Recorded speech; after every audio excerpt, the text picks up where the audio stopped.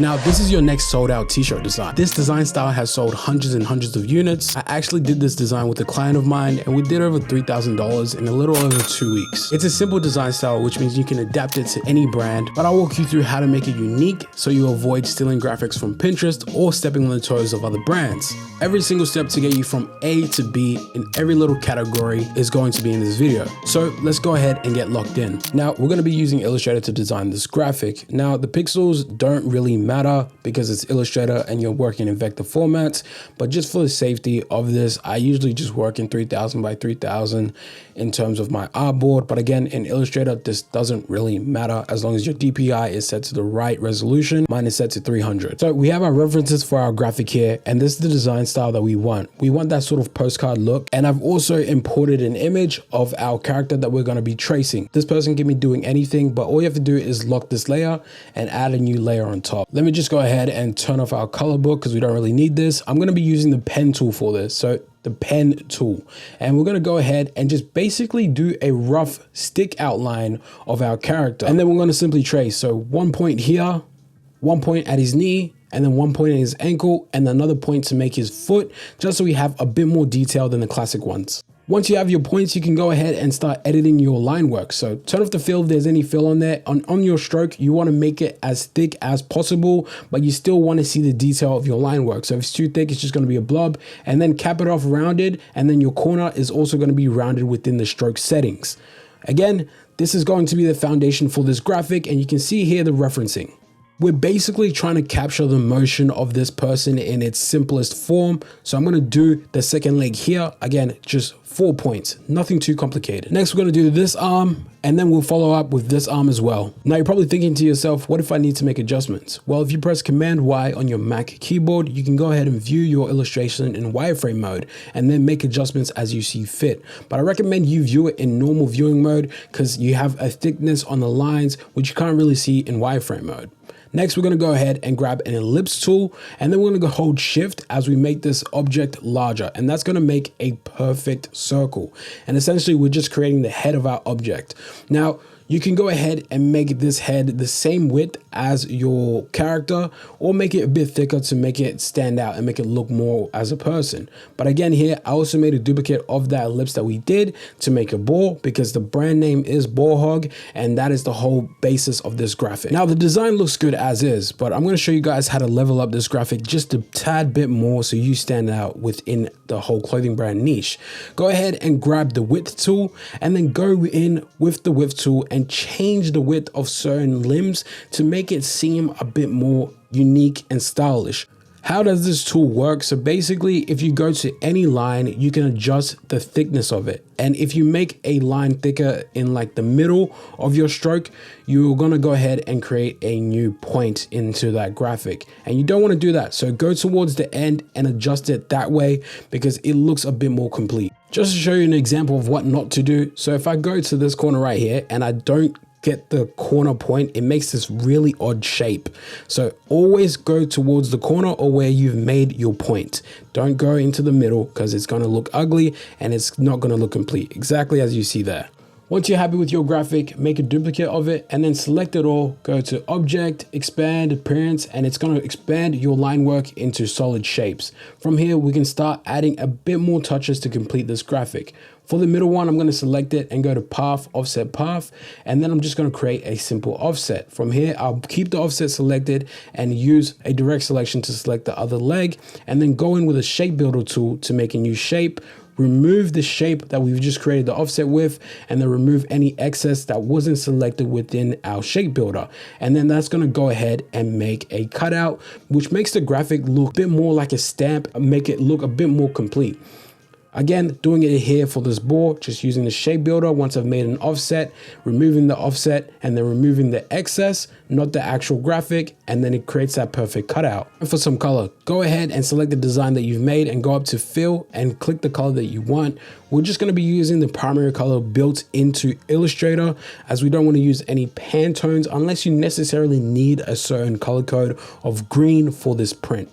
Go ahead and make a duplicate and then press Command D to complete and repeat the action that you just did. And it's going to go ahead and make a duplicate of 4. And then we're simply just going to copy the same colors you see on the Olympic rings. It's time to go ahead and create a symbol for the chest. I'm going to go ahead and go in with a simple blocky font. Anything works really, but this one by Coda Heavy, which is the name, and I'm going to go ahead and make a duplicate of it in case I need to go back and make any adjustments. Next, I'm going to go ahead and go into the shapes and then introduce a star holding shift and dragging out, and then go in with the direct selection tool and curve those edges a bit so it doesn't look as aggressive. Start by creating a outline or expanding your font so you can go ahead and start editing it, select it, and then go in with the shape builder tool and close off those two holes that make a B, and arrange and send it to back. Now, using the eyedropper tool, I'm going to go ahead and change the color of the star so we can see what we're doing as we arrange it on this artboard. All we have to do now is just basically duplicate the original star that we did, and then go ahead, use the Pathfinder tool to go ahead and cut out our stars into our B. So now we have a complete B shape. So exactly where we found our star, we can go ahead and go into the options and select a rectangle. And next, I'm just going to go ahead and create these rectangular elements just to add to this B logo and make it a bit more dynamic. Just because I'm a perfectionist, I need these to be aligned perfectly so I can go ahead and complete the design. I went with 3 originally, but I didn't like the design. Now, if you didn't know, the shortcut to add text to your graphic is just T, and I'm going to go ahead and just add HOG so people know which brand that we're rocking right now. Again, you want to very heavily brand your clothing brand at the beginning because you want to be a walking billboard, and this is something Virgil says. I'm going to go ahead and create an outline of HOG and then just going to go ahead and manipulate it until it aligns perfectly with our B symbol. Using the selection tool, I'm going to go ahead and select the whole HOG version of this text, and I'm just going to go ahead and drag it up a bit to squish it down and just add a bit more character to the graphic, and select everything and group it, pressing Command G to group. Next, I'm going to go ahead and introduce a rectangle around the font or the design and send it towards the back, and then I'm going to select both of them and then use the alignment tools to make sure it's perfectly aligned in the center. Following that, I'll add a stroke. In the stroke section or settings, I'm going to go ahead and make the stroke on the outside, and then just going to go ahead and fill the color of the rectangle that we made originally into a blue or white and make that stroke a bit more thicker to close off this symbol. As a secondary design on the front, I'm going to go ahead and recreate the NBA logo just for the sake of it and just to fill a bit more space in case we need another graphic later down the line. I'm going to go ahead this time and use the pencil tool, and in the tools options or settings, I'm going to make sure it's in the middle so I can go ahead and freely trace this thing and then allow Illustrator to correct my mistakes as they see fit. Again, you can go ahead and turn the actual fidelity or smoothing options of the pencil tool to 0 if you want your exact tracing or line work within Illustrator to match what you're doing right now. But again, if you have the fidelity or smoothing of your tool options towards the middle, it's going to go ahead and format it and make it a bit more smoother. And then as I close the shape, it's going to look like this. Again, you can't really see it until I change the color, but let me just move it to the side so you guys can see what I'm working with. Next, I'm going to go ahead and make sure I fill in or cut out any other options or little holes that are missing to make our graphic look whole. And let me just go ahead and drag this out, and you can see what it looks like right now. Again, this is not what we traced. Illustrator just basically took what we traced and smoothed it out for us. And then if we fill it in black, you can see what the design looks like. Not the prettiest thing, not the ugliest thing. The whole point of this is just to create a, I guess, duplicate of the NBA logo, and it doesn't have to be perfect. Using a rectangular tool, I'm going to go ahead and just trace this emblem, and I'm going to go in with the direct selection tool and curve it a bit so it matches the NBA logo. I'm going to go ahead and place our graphic that we did on top and just size it until I'm happy. Again, I'm just going off my selection guidelines to see if it looks correct or not. Make a duplicate in case you want to go back later. Always make a duplicate, especially of this emblem that we traced before of this rectangle.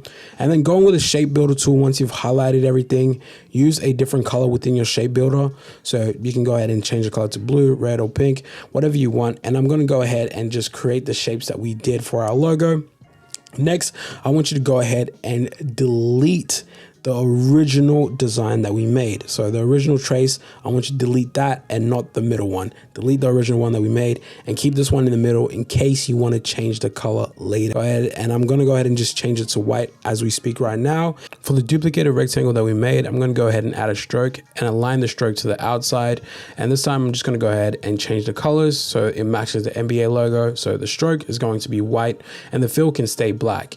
All we have to do now is make sure that the new shape that we created is grouped and arrange and bring it to front, and then select both and align using the alignment tools, and you have a duplicate of the NBA logo complete. It's time to add some text and bring everything together to finish the graphic. I'm going to go ahead and just add some text. I'm going to be using S. Neil Roundhand in case I want to make a duplicate later of the font and change it. Again, this is why it's important to make duplicates. So I wanted to use this font for Hog, and if this font was expanded and I didn't have a duplicate, I would have to search for it again. But since it's not expanded, I can go ahead and just change it as I see fit once I've made a duplicate of it again. So we don't pass. I think that's going to be the notion that I use because it just plays on the whole notion of the brand Ball Hog. Let's go ahead and create an outline of our text and just move it around so it fits a bit better for what we want. So I'm just going to go ahead and ungroup it and drag this B closer and then separate the H and the L so it's two separate words. Following that, I'll select all our fonts and add a stroke to them and put the stroke towards the outside. Everything has to be extremely curved this time because I want the font to be a little bit less aggressive, because as it stands currently, the sharp corners or edges doesn't really match the circular design of our characters. Once I've done that, I can go ahead and just expand the stroke and then convert everything into one shape using the Pathfinder. I'm going to go ahead and do the same thing for here, just expand it. And then now we have our graphic complete. All we have to do now is do any finishing touches. So this HOG at the end, I want this to pass through the word pass, no pun intended. So I'm going to go ahead and add an offset to that, set it to around 10. And then I'm going to go ahead and select PASS. And then I'm going to go ahead and use the shape builder tool to build new shapes around the offset that we've made, and then remove any excess that we don't need, exactly how we did the icons. So that's the same steps of using the Pathfinder tool. The final icon I'm going to create is a duplicate of the basic Olympic rings, and I'm going to be using stars. So I'm going to go ahead and just create a star and then round the points off using the direct selection, and then align the stroke to the outside, make the fill nothing. And then I'm going to go ahead and just duplicate this multiple times and then copy it so it fits within the Olympic rings. I'll create a shape out of our outlines just by expanding them, and then start coloring the lines to match the Olympic rings, and simply just bring everything together and start putting our designs on our mockups. I'm going to be using the Studio Wheel Patreon only mockups. These are not on my website. These are only in the Studio Wheel Patreon. I'm going to be using this ringer tee, and I'm going to go ahead and just use the live paint bucket tool to simply fill in all the little sections of our mockup. And then once we're happy with that, we'll start placing our designs onto our mockup and we have a finished product. I hope you guys enjoyed this video and this whole design process, and I'll see you guys tomorrow.